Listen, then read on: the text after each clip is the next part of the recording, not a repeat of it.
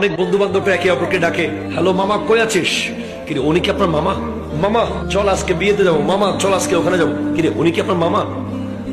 আপনার মামা তো আপনার মায়ের ভাই, আপনি আপনার বন্ধুকে মামা ডাকতেছেন।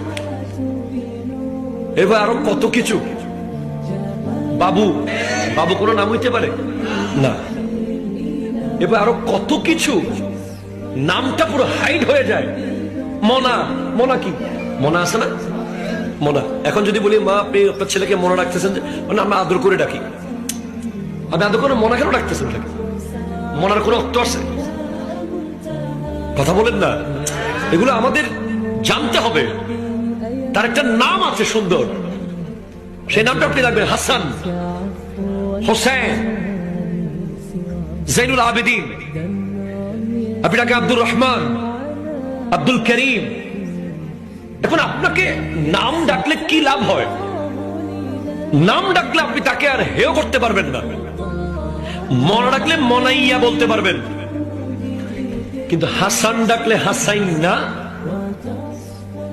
বলা যাবে?